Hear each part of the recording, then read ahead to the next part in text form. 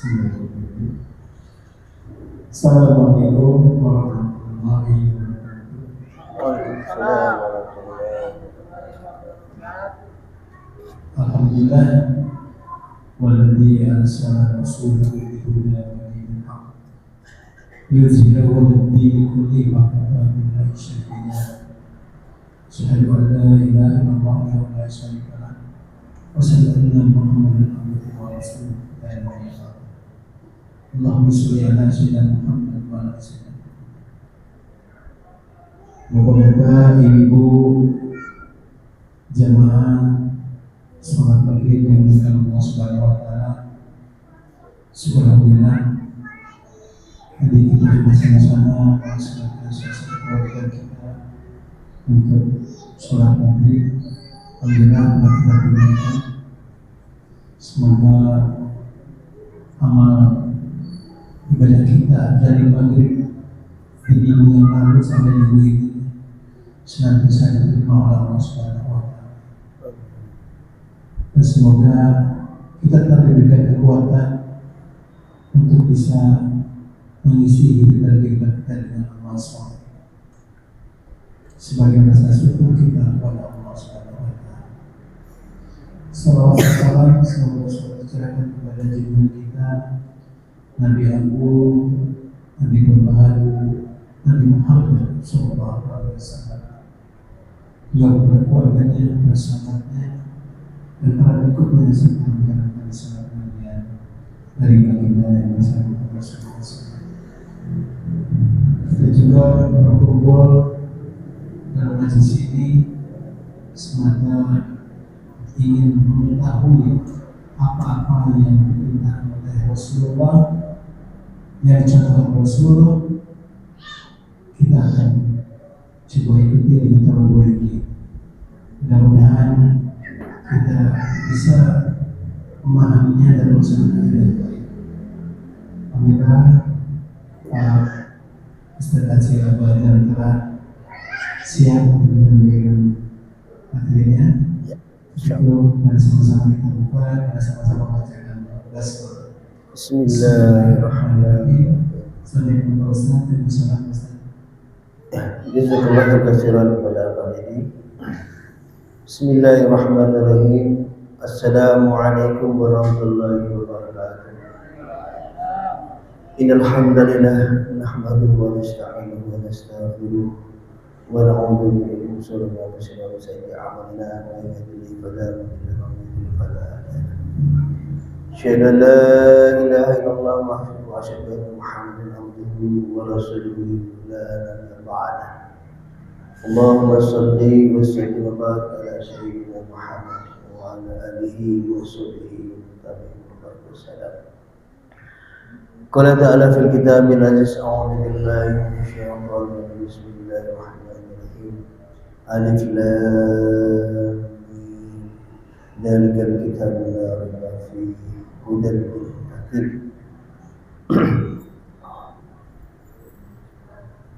Allahumma hamdil Qur'an wa jal'u lana imam wa sifat wa hudan wa rahmah. Amma ba'du, Bapak-bapak dan ibu sekalian yang dimuliakan Allah Subhanahu wa taala, tidak ada kata yang mungkin barangkali kita ucapkan atau pantas kita utarakan kecuali syukur kepada Allah Subhanahu wa taala. Karena sampai saat ini, detik ini, Allah masih memberikan kesempatan kepada kita untuk menambahkan amal soleh. Karena tidak semua orang manusia di bumi ini, walaupun dia berstatus muslim, diberikan kesempatan oleh Allah untuk menambahkan dalam ilmu ini untuk bekal kita di hadapan Allah. Makanya ketika kita diberikan hidayah dari Allah Subhanahu wa taala untuk mudah untuk melakukan amal soleh, mari kita bersyukur dan mengoptimalkan. Jangan sampai kita menyesal di lain hari gitu ya. Kenapa enggak saya seperti ini, seperti itu. Maka ketika kita diberikan kesempatan oleh Allah Subhanahu wa taala, maka itulah Allah memang punya rencana dalam diri kita untuk kita dimudahkan dan berbuat amal baik, amal soleh. Salawat dan salam semoga terlimpahkan kepada junjungan kita Nabi Allah Muhammad sallallahu alaihi wasallam dan keluarganya serta para sahabat-sahabatnya dan para pengikut-pengikutnya yang setia dalam menjaga dan melestarikan sunnah-sunnah. Bapak-bapak dan ibu sekalian dimuliakan Allah Subhanahu wa taala. Alhamdulillah pada Jumat ketiga setiap bulan ini giliran saya dalam kajian kitab ini. Saya masih membawakan kitab Minhajul Muslim ya. Minhajul Muslim itu kalau dalam arti bahasa Indonesianya, literatnya adalah rujukan dari kaum muslim. Saya langsung mengambil bab tentang pembahasan adab ya. Kita tadi kemarin yang lalu-lalu kita sudah membahas tentang adab niat. Bagaimana kita memperlakukan niat ini? Karena ini penting kalau menurut buku ini kan gitu ya. Setiap amal kita berbuat, jangan sampai amal kita ini bukan karena Allah. Ya, kita misalnya main pingpong gitu ya dengan Pak Tri gitu ya. Niatnya bukan karena Allah tapi karena pengen menang, ingin nafsu untuk mengalahkan Pak Tri, ini juga tidak baik. Tapi kalau kecuali niat ini kita luruskan karena Allah, insya Allah sehat kita dapat gitu ya. Nyalahkan Pak Tri juga insya Allah kita dapat ya Pak Tri ya.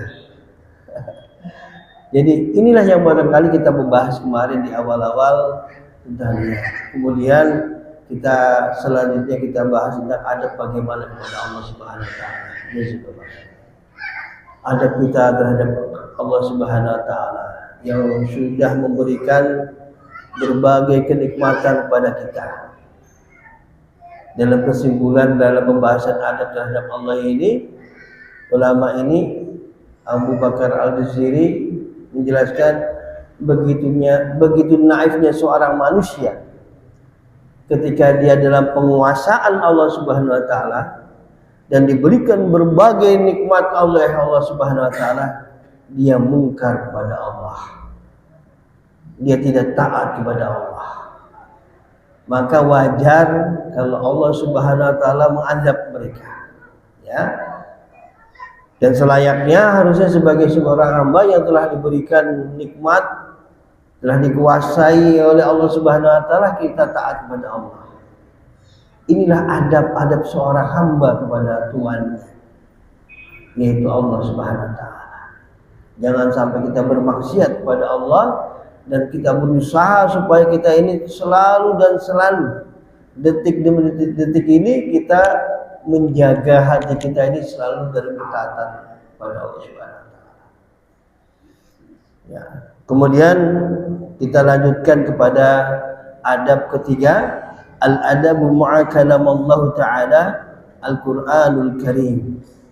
Ya, niat sudah, adab kepada Allah sudah, kita bagaimana memperlakukan adab-adab kita terhadap kalamullah taala yaitu Al-Qur'an. Yu'minu muslimu biqudusiyati kalamillahi ta'ala wa sarafihi afdaliyatihi ala sa'iril kalam wa anal Qur'anul Karim kalamullah alladzi la ya'tihi batilu min bayni yadayhi wa la min khalfihi. Man qala bi sadaqah wa man hakama bi adalah wa na'alahu hum ahlullah wa khassatuh wal mutasakkauna bihi najunal faizun wal muraduna anhu halaka khasirun. Ulama ini mengawali bahasa-bahasa yang indah kalau menurut saya ya. bahwa sebuah keyakinan dari seorang muslim percaya penuh dengan kesucian kalamullah Ta'ala, yaitu Al-Quran, dengan keagungannya, dengan keutamaannya dari seluruh ayat-ayat Allah ini. Bahwasanya Al-Quran itu adalah kalam Allah yang tidak mendatangkan suatu keburukan, baik itu dari depan maupun belakangnya. Ya, Bapak dan Ibu sekalian, pernah kita lihat atau dengar gitu ya, para orang-orang orientalis, orang-orang yang kafir ingin mengotak-atik Al-Quran, mencari kelemahan-kelemahannya, mencari kepalsuan-kepalsuannya, namun tidak bisa. Justru dari mereka itu ada yang masuk Islam menjadi mu'alaf. Karena inilah janji Allah. Nahnu nazzalna al-Qur'an lahafidhin. Kata Allah Subhanahu wa taala. Kami ya Allah itu menurunkan Al-Qur'an ini dan kamilah yang menjaganya. Allah sendiri yang menjaga. Makanya orang orientalis, orang kafir untuk mengotak-ngatik Al-Quran itu tidak akan bisa. Man qala bi shadaq, dan barang siapa berkata-kata dengan ayat-ayat Al-Quran, pasti itu datangnya adalah kebenaran. Wa man hakama bihi adala, dan barang siapa yang mengatur, yang menghukumi dengan Al-Quran, itu pasti adil. Wa na'aluhumullahu ahlullahi wa khasasuh, dan mereka itulah keluarganya, keluarga Allah yang khusus. Ini pujian dari Allah Subhanahu wa taala ya. Menurut ulama ini, ketika kita sudah melakukan mengadili seseorang dengan Al-Quran, atau dia berkata dengan Al-Quran, maka kita menjadi keluarga Al-Quran, keluarga Allah, dengan keluarga mereka yang perlakuan keluarganya khusus. Ya.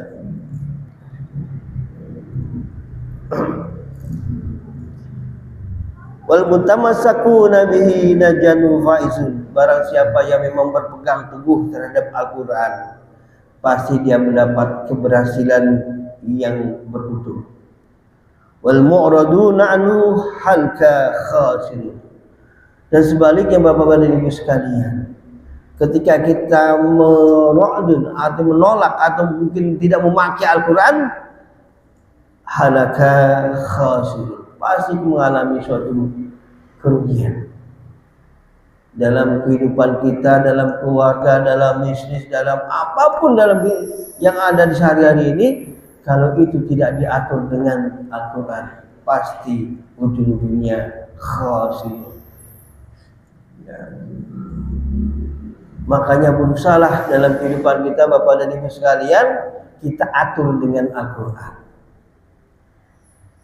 Ibunda Aisyah pernah ditanya oleh para sahabat, ya Aisyah, bagaimana hal akhlak Rasulullah SAW? Ibunda Aisyah berkata, alaqul Quran, Rasulullah alaqul Quran. Rasulullah itu akhlaknya akhlak Al-Quran, berjalannya, berkatanya, berbuatnya itu semua dari bagaimana mengaplikasikan ayat-ayat Al-Quran.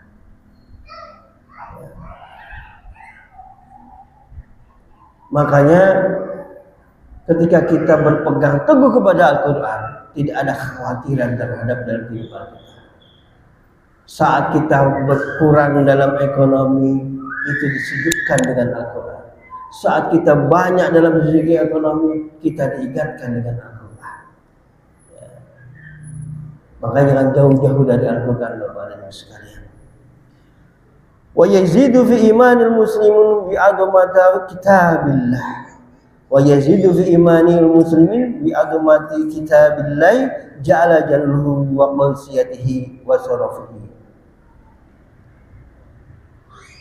dengan keagungan Al-Quran ini kita itu bisa menambah keimanan. Bapak dan Ibu sekalian, kalau Bapak enggak tahu artinya saja, baca aja, itu kelihatannya enak sekali. Ya, rasanya enak, apalagi tahu artinya. Coba dalam badan subuh ya, banyak kita untuk nunggu suruh aja banyak jamaah Masjid Al-Ikhlas itu tilawatul Quran di sebelah situ, ada di sebelah sana. Dan rasanya itu betul-betul sejuk mendengarkan Al-Quran, membaca. Tidak ada solusi, tidak ada masalah tanpa solusi dalam Al-Quran. Terkadang ketika kita baca, itulah solusi yang kita dapatkan dalam setiap masalah. Seolah-olah itu Al-Quran sedang berdialog dengan kita kalau kita baca dengan hati. Ya.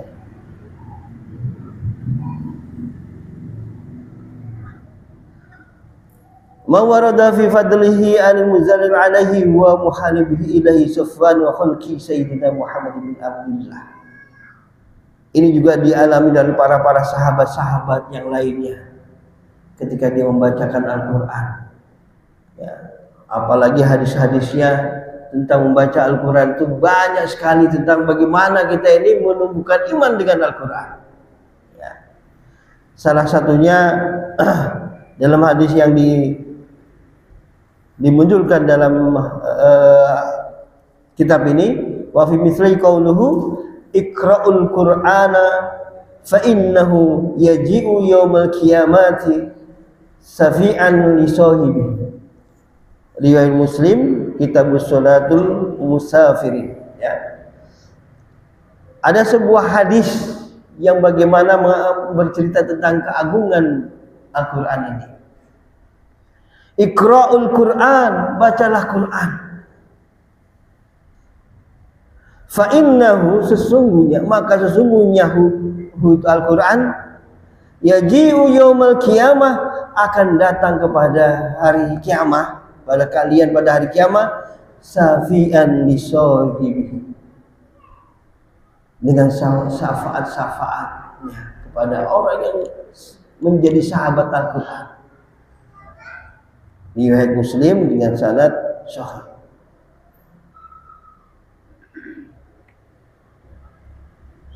Ada di sisi yang lain Rasulullah bersabda, inna qulubu tasda'u kama yasda'ul hadid.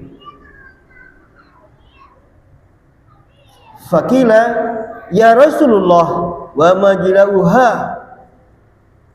Faqala tilawatul Qur'ani wa dzikrul maut.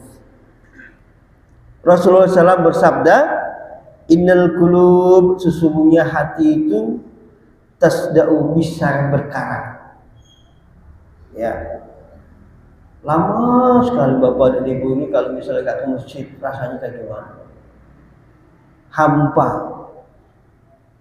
Itulah karatnya hati kita. Kama yasda'ul hadid, kata Rasulullah, seperti karatnya besi. Kalau sudah berkarat susah, nasihat masuk juga susah, Al-Quran dibacakan susah, mau beramal soleh juga berat. Apalagi yang amal-amal soleh yang berat-berat, ya, yang ringan-ringan ini. Kemudian para sahabat bertanya kepada Rasulullah, ya Rasulullah, wa ma jalauha, wahai Rasulullah, bagaimana cara mengobati karatan-karatan hati itu? Kata Rasulullah, sabda Rasulullah, tilawatul Quran wa dzikrul maut, membaca Al-Quran dan zikir maut. Ya. Bapak dan Ibu sekalian dimuliakan Allah Subhanahu wa taala. Pertanyaannya Bapak dan Ibu, bagaimana Al-Quran ini menjadi sahabat kita dan kita mendapatkan syafaat di akhir kiamat? Kita tahu bahwa di hari kiamat itu betul-betul fitnah yang tidak terbayangkan oleh manusia. Dalam surat Mutaffifin aja Allah Subhanahu wa taala berfirman, liyaumin alim, pada waktu hari yang agung, hari yang dahsyat kalau bahasa saya. Yakumun nasu li rabbil alamin, ketika berdirinya seorang manusia menghadap Allah Subhanahu wa taala. Dalam surat An-Naba aja dikatakan yaumuruhu wal malaikatu lirrahmani, yakumuru wal malaikatu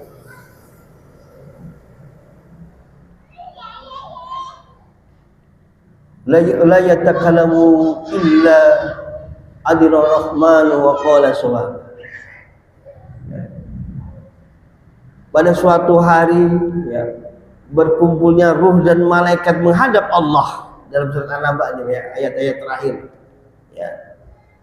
Dan tidak ada diizinkannya seorang makhluk yang berdiri soft-soft seperti itu kecuali Allah mengizinkannya.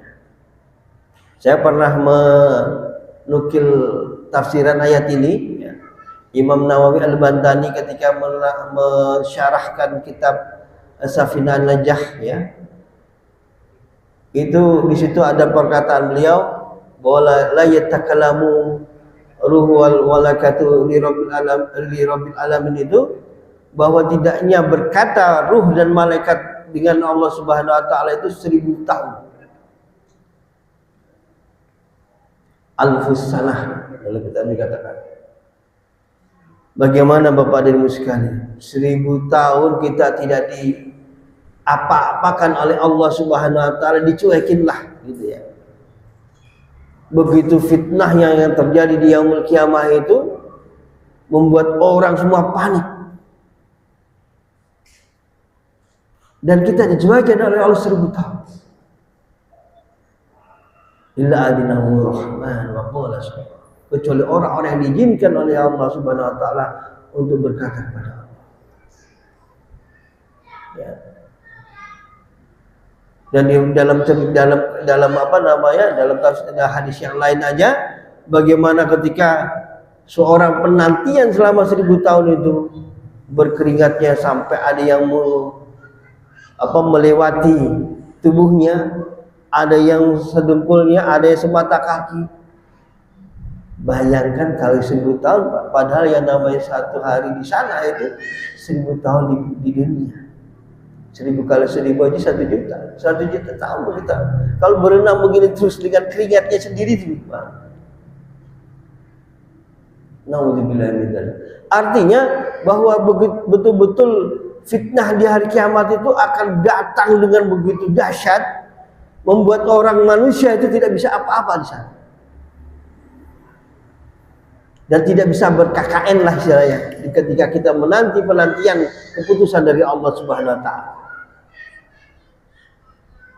Karena tersiksanya, tersungsaranya manusia. Datang ujuk-ujuk misalnya ya, Al-Quran memberikan syafaat, payungan dari Al-Quran untuk panasnya dari sinar matahari.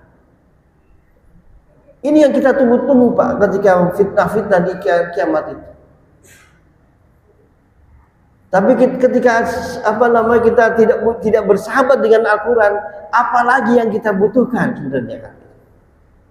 Makanya dari sekarang Bapak dan Ibu sekalian, jalinlah persahabatan kita dengan Al-Quran. Karena Al-Quran itu akan menjadikan syafaat kita di hari nanti, menolong kita di hari nanti, di hari kiamat. Dalam hadis yang lain bahwa barang siapa yang menghafalkan Al-Quran, menghafalkan surat Al-Baqarah dan Al-Imran, akan dipayungi awan ketika di hari penantian. Siapa di sini yang bisa hafal Al-Baqarah sama Al-Imran? Juz amma aja belum ada Pak ya. Tapi insya Allah semangat harus ada Pak. Semangat harus. Minimal ayat depan 1-5, ayat kursi, kemudian Al-Manar gitu kan. Ini kan ayat-ayat yang paling enak kita hafal, Kalau ruqyah juga enak Pak pakai ayat ini Pak. Ya, saya pernah ditanya Bapak dan Ibu, kalau ruqyah itu apakah harus menjadi seorang ustadz? Enggak.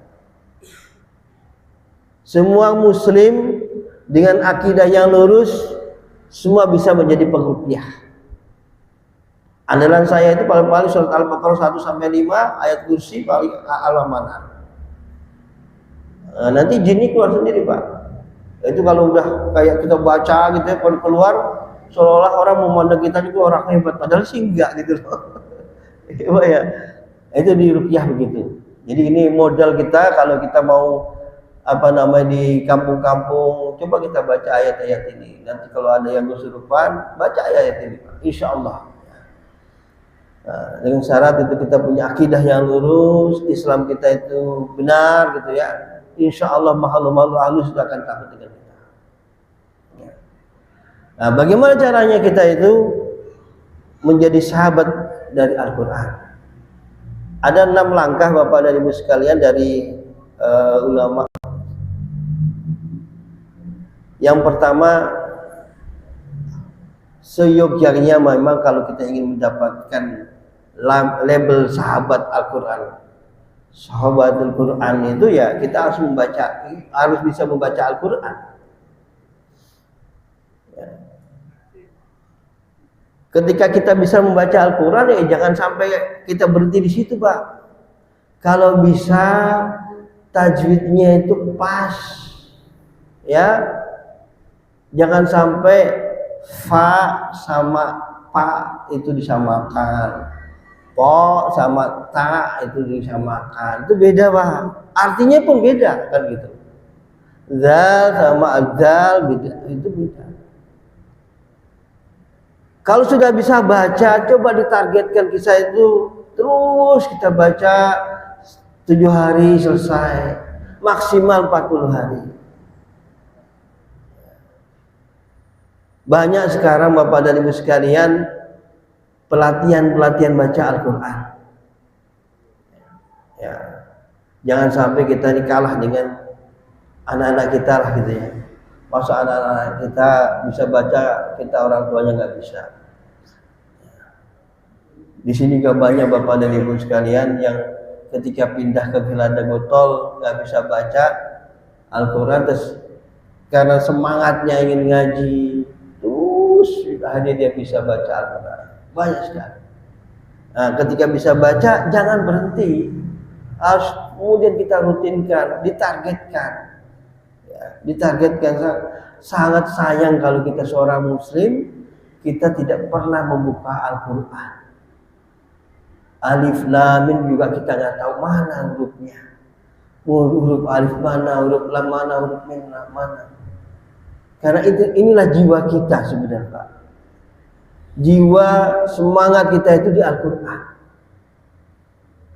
Kalau tidak bisa baca, kita mau apa kan? Saya pernah pengalaman saya di waktu saya jalan umroh gitu Pak ya. Ada satu kamar itu bareng sama saya terus kemana-mana bareng-bareng. Saya baca Al-Quran, dia nggak baca. Saya tanya, Bapak dari kemarin kok nggak buka-buka Al-Quran Pak? Saya seneng dengar bacaan Ustaz. Loh, kok seneng dengar doang Pak? Pas hari ketiga dari keempat dia ngaku, saya nggak bisa baca Al-Quran. Ini bencana kalau menurut saya Bapak. Udah jauh-jauh kita umroh gitu ya, udah mengeluarkan biaya yang besar, tapi ternyata tidak bisa baca Al-Quran. Akhirnya sampai di Indonesia, saya kasih metode yang cepat, 5 kali pertemuan bisa baca Al-Quran gitu ya. Nah ini diteruskan harusnya gitu ya. Jangan sampai berhenti di situ Bapak dan Ibu sekalian. Yang kedua Bapak dan Ibu, untuk menjadi sahabat Quran, terkadang hati ini kan naik turun iman. Ya, karena iman sesuai dengan hadis Rasulullah, al-iman yazid wa yanqus. Yazid wa yanqus. Imam Nawawi Ini yang ulama benar abad kedua mensyarahkan hadis ini, al-iman yazid bi ta'ah ayankus bil maksiyah. Iman itu akan bertambah dengan ketaatan kita kepada Allah. Sebaliknya ketika iman itu akan turun itu dengan kemaksiatan yang kita berbuat. Makanya untuk menjaga itu Bapak dan Ibu sekalian, supaya kita ini minimal stabil lah hati kita ini, jangan diperdengarkan suara kuping kita ini dengan suara-suara yang bisa menurunkan keimanan kita. Kita biasakan itu suara-suara yang kita dengarkan itu Al-Quran, bacaan hadis, ceramah-ceramah. Karena yang kalau di luar itu Bapak dan Ibu sekalian, ya, itu pasti akan menjatuhkan hati kita. Kalau kita lagi galau, itu kalau kita baca Al-Quran, kalau suara-suara yang sering kita dengarkan itu selain daripada itu, susah kita itu membaca. Makanya untuk menundukkan hati kita itu kita biasakan. Saya sejak nikah Pak, nikah tahun 93 sampai sekarang itu hampir tidak pernah punya tape recorder Pak. Tape kaset gitu. TV juga mungkin dihitung sama jari, pernah mungkin sekali-sekali, tapi hampir tidak pernah. Karena kita menjaga kualitas iman kita, kualitas hati kita. Jadi kayak Bapak kalau ke rumah saya itu emang jarang dengar suara-suara nyanyian Pak. Di samping saya nggak bisa nyanyi juga, saya juga nggak suka nggak suka nyanyiannya, sukanya saya senangnya ya baca Al-Quran. Dari tahun 93 sampai sekarang. Seingat saya hampir saya tidak pernah beli tape recorder. Karena emang saya tidak suka musik-musik gitu. Karena itu saya yakin bahwa itu yang bisa merusak hati kita.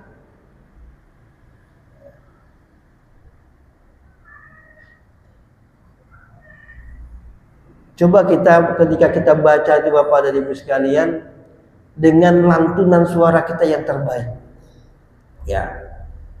Ini ada hadis Rasulullah SAW, man qara'al Qur'ana kitabullah lahu bikulli harfin asyara asanan wa min sami'al Qur'ana kitabullah lahu bikulli harfin asanan wa asyara fi jamalhu min yuqra'u wa yar wal riwaru ad-dailami. Siapa yang membaca Al-Quran, Allah akan mencatat baginya 10 pahala kebaikan di tiap hurufnya. Nah, ini ada penjelasan dari ulama. Huruf itu bukan dari Rasulullah maksudnya. Bukan alif lam satu, bukan, tapi alif itu 10, lam itu 10, mim 10. Dan siapa yang mendengarkan baca Al-Quran itu, Allah akan catat untuknya satu kebaikan di tiap hurufnya. Serta ia akan dibangkitkan dalam golongan orang yang membaca dan naik derajat. Maka dari Bapak Ibu sekalian, ketika kita membaca Al-Quran itu,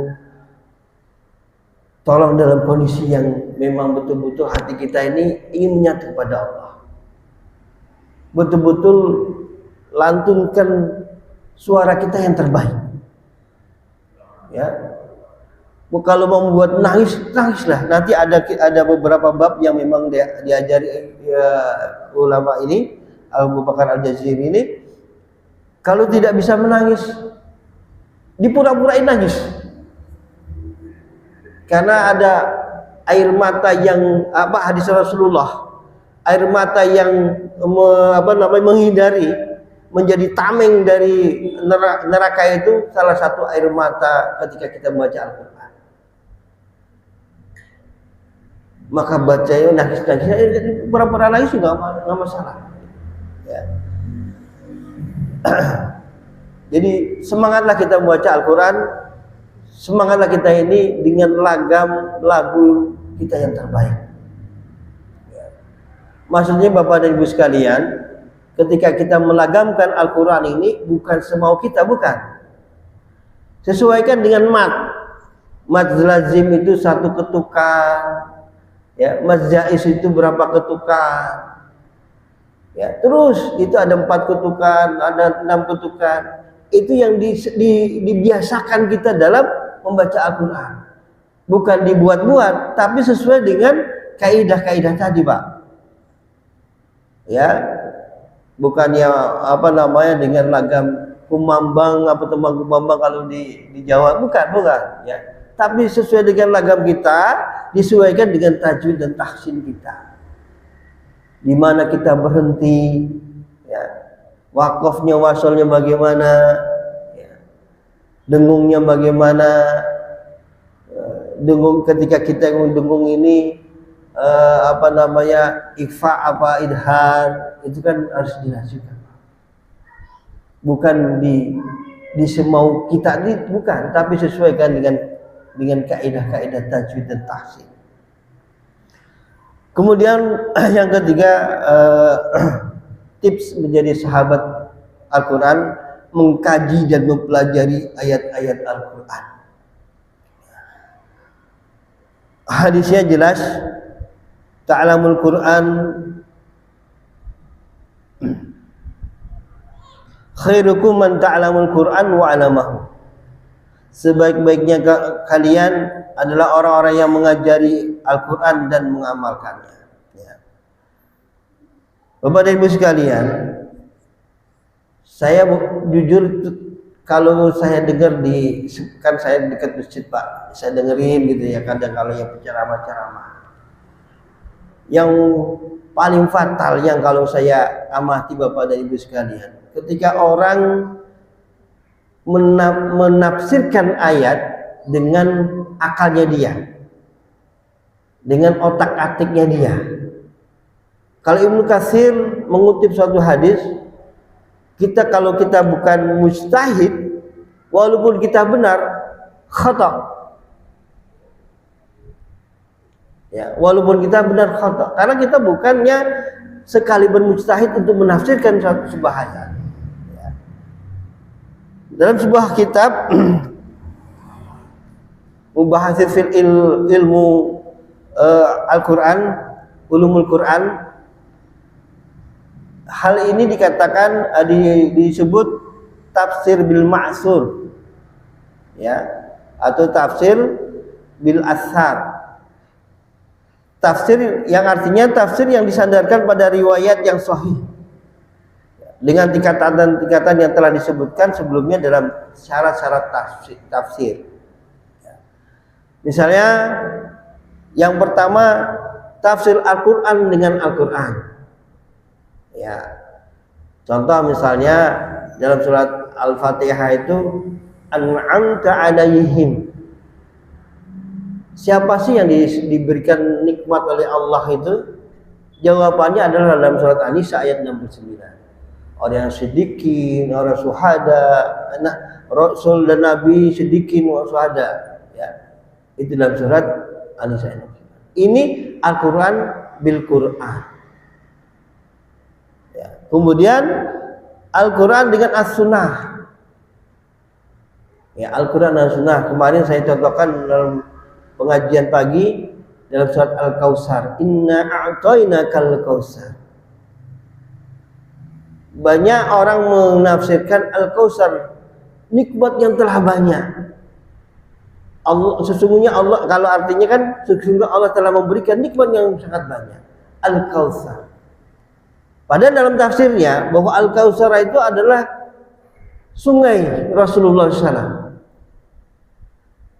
Kan berbeda jauh, Pak, Bu, ya.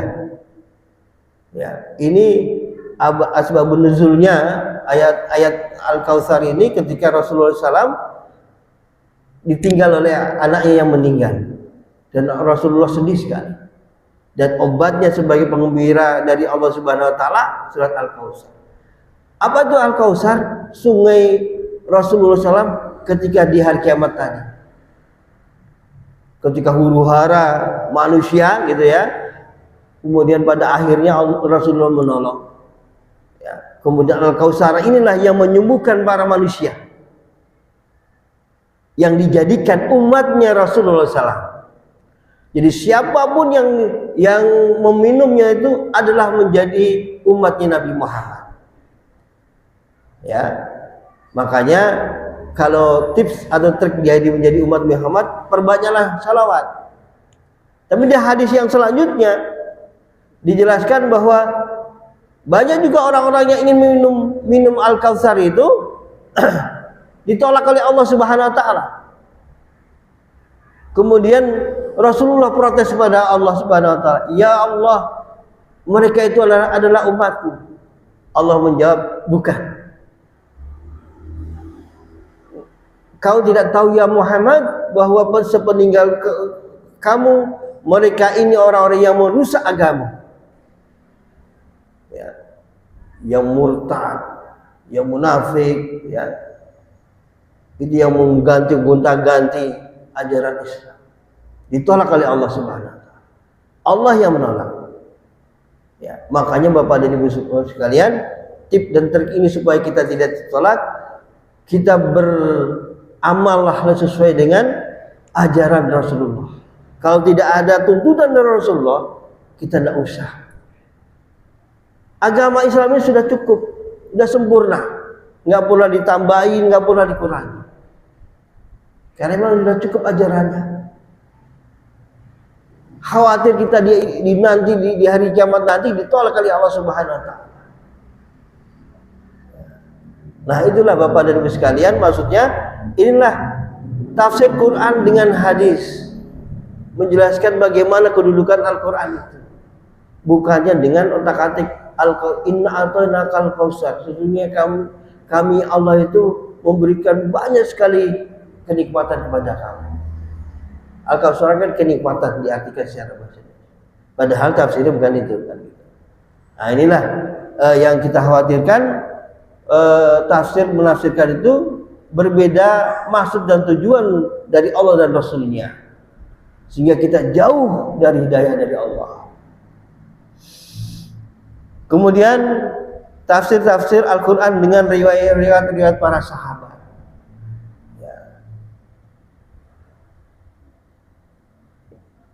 Kurang 4 menit lagi Pak ya.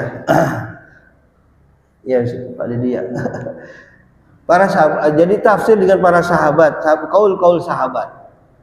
Kemudian tafsir Al-Quran dengan ulama-ulama tabi'in. Tabi'in itu adalah generasi setelah sahabat. Inilah yang dikatakan salafus soleh Bapak dan Ibu sekalian. Salafus soleh itu generasi yang memang sudah menjayakan Islam.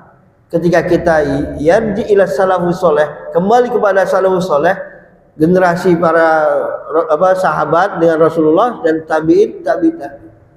Ini kita selamat. Selain daripada itu banyak lagi perubahan-perubahan, banyak sekali yang sudah mementahkan ajaran-ajaran Islam, sudah kita tinggalkan. Kita pegang salafus soleh ini. Ya, itulah yang nantinya dikatakan ahlus sunnah wal jamaah. Salafus soleh, generasi para sahabat, tabi'in dan tabi'in. Ya. Nah, itulah Bapak dan Ibu, kalau saya melihatnya, menafsirkan Al-Quran harus kembali kepada yang berhak. Kalau menurut saya, maksudnya ada ulama yang memang sudah mumpuni di situ, bukan karena otak-atik pikiran kita. Otak-atik pikiran akhirnya menjadi jil, otak-atik menjadi liberal. Ya, semua energi kebaikan itu ada dalam Al-Quran. Tinggal bagaimana kita itu dalam menerapkan dan menafsirkan tujuan dan maksud ayat ini. Kalau kita menafsirkan sesuai dengan kehendak kita, bisa saja Al-Quran itu, karena ada energi positifnya. Bahkan Bapak dan Ibu sekalian, jangan heran ketika seorang dukun saja, ya, hajimat itu dari Al-Quran. Karena itu positif, energi positif ada. Tapi apakah itu yang dimaui oleh Allah dan Rasulnya? Bukan. Ya. Allah dan Rasulnya menginginkan bagaimana kita ini tambah dekat kepada Allah, tambah ketakwaan kita kepada Allah. bukannya kita menafsirkan sesuai dengan kehendak kita. Ya. Jadi Bapak dan Ibu sekalian, nggak perlulah kita ini nambah-nambah wacana-wacana atau wawasan-wawasan gitu ya. Karena itu semua sudah ada. Tinggal kita mempelajarinya, kita tinggal mengajarinya. Nggak usah menginovasi, modifikasi, tidak. Kalau Al-Quran sudah plek, sudah dari sononya begitu. Ya. Kemudian yang keempat, belum banyak.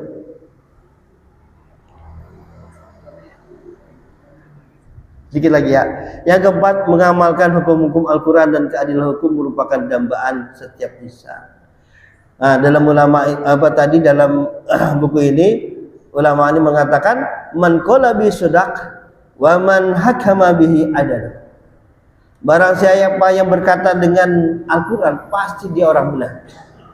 Dan barang siapa dia itu melakukan penghukuman, menghakimi, pasti dia akan berlaku adil. Ya. Demikian pula dengan hukum-hukum Al-Quran ini. Al-Quran ini kalau kita tegakkan pasti kesejahteraan manusia. Bapak dan Ibu sekalian, bahwa kita manusia itu dilahirkan ini harus punya way of life kita, aturan dalam kehidupan. Jangan mengambil aturan-aturan yang lain. Way of life kita ini adalah Al-Quran. Ya. Sumber dari segala sumber hukum adalah Al-Quran. Inilah menjadikan bagaimana pertimbangan dalam setiap keputusan kita. Ketika kita ingin memutuskan bagaimana pendidikan anak kita, bagaimana Al-Quran dalam mengajarkan pendidikan anak. Mungkin itu dulu Bapak dan Ibu sekalian. Ada dua lagi, tapi insya Allah kalau Allah mengizinkan kita akan bertemu kembali, akan saya lanjutkan.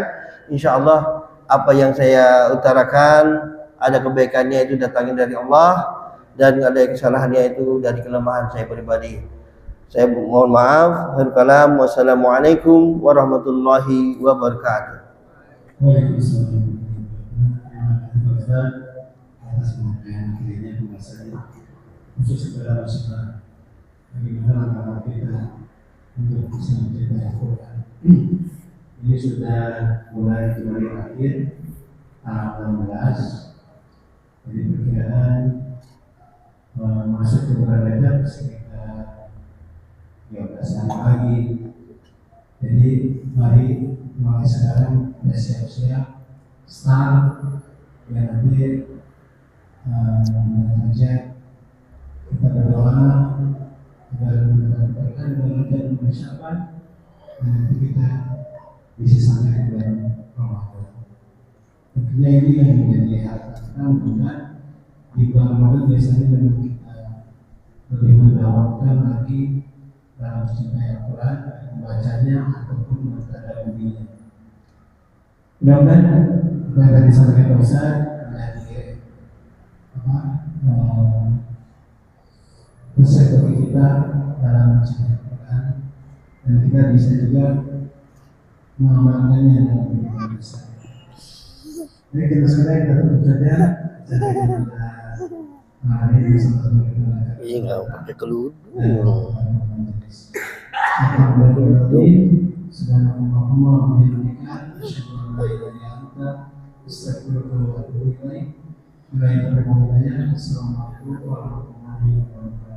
Waalaikumsalam.